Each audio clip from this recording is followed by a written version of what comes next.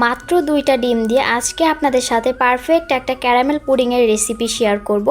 Pudding তৈরি করতে গিয়ে আপনারা হয়তো অনেকবার ডিম চিনি নষ্ট করে ফেলেছেন। আমার এই রেসিপি দেখে যদি আপনারা পুডিং তৈরি করেন, আপনাদের পুডিংটাও এত সুন্দর, পারফেক্ট এবং স্মুথ হবে। পুডিং সবচেয়ে সহজ এবং মজার একটি ডেজার্ট। আমরা কম বেশি সবাই পুডিং তৈরি করতে পারি, তবে অনেক সময় দেখা যায় পুডিং তৈরি করতে গেলে পুডিংটা ভেঙে যায় এবং ক্যারামেলটাও পারফেক্টভাবে হতে চায় না।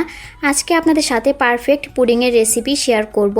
প্রথমে আমি ক্যারামেল তৈরি করে নিব। ক্যারামেল তৈরি করার জন্য দিয়েছি 1/4 কাপ চিনি এবং অল্প একটু পানি দিয়েছি। চিনি গলে যাওয়ার আগ পর্যন্ত চুলার আঁচটা বাড়িয়ে দিব। এরপর যখন চিনিটা গলে এরকম ক্যারামেলে কালার আসা শুরু করবে, তখন নেড়ে চেড়ে আমি ক্যারামেলটা তৈরি করে নিব।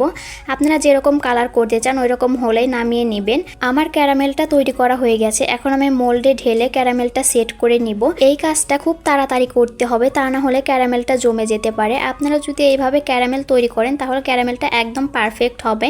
এখন আমি পুডিংয়ের মিশ্রণটা তৈরি করে নিব।